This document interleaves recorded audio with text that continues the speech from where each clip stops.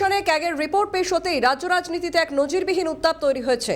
Amphan পরবর্তী সময় ত্রাণ ও নদী বাঁধ পুনর্নির্মাণের অর্থে বরাদ্দ প্রায় ৩২,০০০ কোটি টাকা বাড়িয়ে দেখানোর যে বিস্ফোরক তথ্য ক্যাগের রিপোর্টের সামনে এসেছে তা নিয়ে শুরু হয়েছে রাজনৈতিক চর্চা। আমফানের তাণ্ডবে সুন্দরবন এবং উপকূলীয় অঞ্চল মারাত্মকভাবে ক্ষতিগ্রস্ত হলেও প্রকৃত অর্থ বরাদ্দে এক বিশাল নয়-ছয়ের অভিযোগ উঠেছে। হাইকোর্টের নির্দেশে পরিচালিত এই বিশেষ ক্যাগ তদন্তের রিপোর্টে ত্রাণ এবং ঘরবাড়ি তৈরির অনুদানে প্রায় ১৩ ধরনের অনিয়ম এবং দুর্নীতির চিত্র ফুটে উঠেছে। শ্রমিক ভট্টাচার্য কটাক্ষ করে বলেন, তৃণমূলের সম্পূর্ণ রাজত্বকালটাই চলেছিল সুকুমার রায়ের আবোল তাবোলের কাল্পনিক চরিত্র হাঁসজারুর মতো।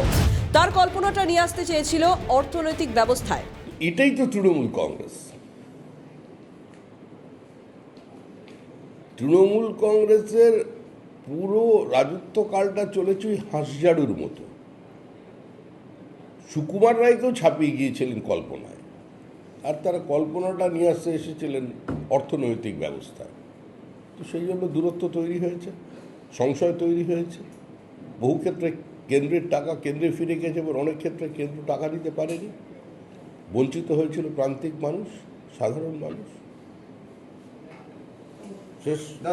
এই প্রসঙ্গে পঞ্চায়েত এবং গ্রামোন্নয়ন মন্ত্রী দিলীপ ঘোষ বলেন, দক্ষিণ ২৪ পরগনা, উত্তর ২৪ পরগনা, সুন্দরবন এবং পূর্ব মেদিনীপুরে ক্ষতিগ্রস্ত মানুষ কোনো ক্ষতিপূরণ পাননি।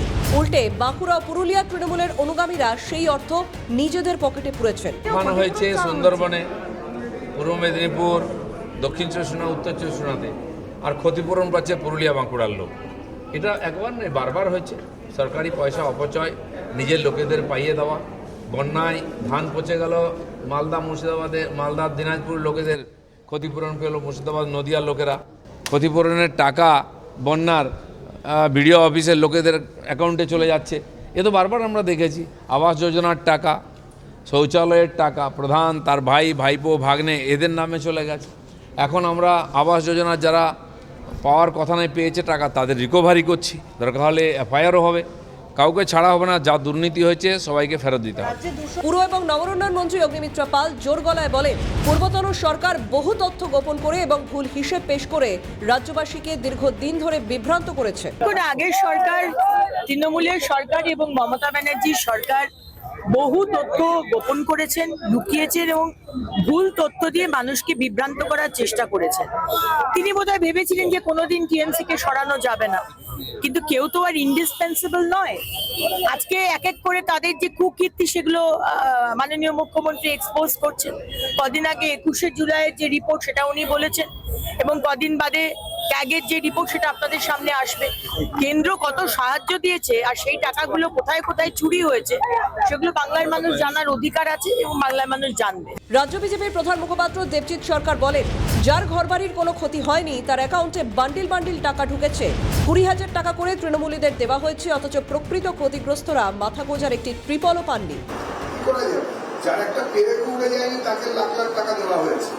বাড়িতে তৃণমূল যারা করেছেন তাদের বাড়ির সমস্ত সদস্য, পরিবার কিছু ২০,০০০ টাকা দেওয়ার কথা, সেখানে বাড়ির সমস্ত সদস্য, মঙ্গলা গাই, ধুলো কুকুর আর বেনি বেড়াল ছাড়া সবার নামে নামে ২০,০০০ টাকা করে জমা করেছে। আমাদের ভারত রাষ্ট্র ঐতিহাসিকভাবে একটা অ্যাপ্লিকেশন দেখেছিল, আবেদনপত্র, মাননীয় বিডিও সাহেব, আমরা ভুল করে আমাদের অ্যাকাউন্টে দেখতে পাচ্ছি ২০,০০০ টাকা করে এসে জমা হয়েছে। এটা কারা, কেন হয়েছিল, কিভাবে হয়েছিল সবাই জানেন।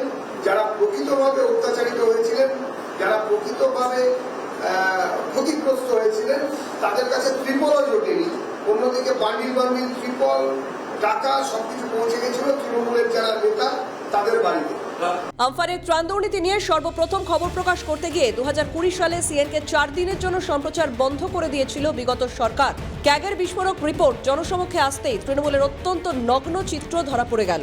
সেই তৃণমূল আজ ভেঙে টুকরো টুকরো হয়ে গেছে। আজ এটা পরিষ্কার যে সেই সময় সিএনের সাংবাদিকতা সম্পূর্ণ সত্যি ছিল। ভয় বা চাপ সৃষ্টির রাজনীতি উপেক্ষা করে মেরুদণ্ড সোজা রেখে আজও আমরা সত্য পরিবেশন করে চলেছি, আর ভবিষ্যতেও করব। ক্যালকাটা নিউজ।